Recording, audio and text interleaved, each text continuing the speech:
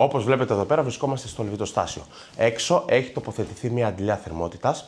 Εδώ πέρα έχουμε βάλει το δοχείο αδρανείας. Και εδώ πέρα έχουμε το boiler για τα ζεστά νερά χρήσης. Αυτή τη στιγμή βρισκόμαστε στο σημείο που καθαρίζουμε, κάνουμε έναν πολύ καλό χημικό καθαρισμό στην εγκατάσταση. Η εγκατάσταση είναι ενδοδαπέδια. Άρα τι έχουμε να κάνουμε σε μια ενδοδαπέδια? Συνήθως οι ενδοδαπέδιες είναι πιο καθαρές. Χρησιμοποιούμε λίγο, πρέπει να δούμε τα φάρμακα, είναι πολύ σημαντικό. Βάζουμε ένα ισχυρό καθαριστικό. Το 800 είναι το πιο ισχυρό καθαριστικό που υπάρχει. Έτσι ώστε να καθαρίσει με χημικό καθαρισμό όλη η αντλία. Αυτή τη στιγμή έχουμε φέρει τη μικρή αντλία μας, γιατί είναι ενδοδαπέδια και είναι μικρό το δίκτυο.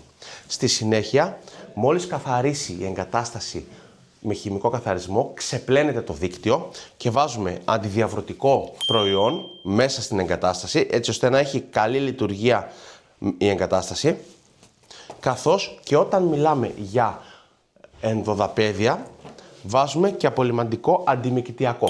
Είναι πάρα πολύ σημαντικό για να μην πιάνει αυτή τη πέτσα που πιάνει το τουμπόραμα από την ενδοδαπέδια, να χρησιμοποιείτε το 714 και να παραμένει μέσα στην εγκατάσταση, καθώς και το Life 100, το οποίο είναι αντιδιαβρωτικό, το οποίο πρέπει και αυτό να μένει στην εγκατάσταση. Με λίγα λόγια, χημικός καθαρισμός καλός με το 800 ώστε να καθαρίσει η εγκατάσταση.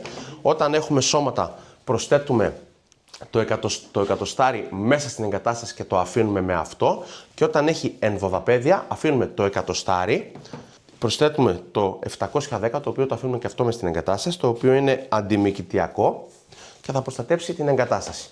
Πάρα πολύ σημαντικό να γίνει σωστός χημικός καθαρισμός. Είναι εδώ τα παιδιά το συνεργείο από τις 7 το πρωί, έχει πάει 2.30 το μεσημέρι και ακόμα πλένουν την εγκατάσταση. Τη βλέπετε εδώ την εγκατάσταση, την έχετε δει, μαγνητικό φίλτρο, φίλτρο δικτύου, ηλεκτροβάνες, κυκλοφορητής, τρίοδες, boiler λεβιτοστασίου, δοχείο αδρανείας, τρίοδη για τα ζεστά νερά χρήσης. Είναι μια πλήρης και λειτουργική εγκατάσταση και θα ρίξει πάρα πολύ το κόστος κατανάλωσης της ηλεκτρικής ενέργειας στη συγκεκριμένη μονοκατοικία.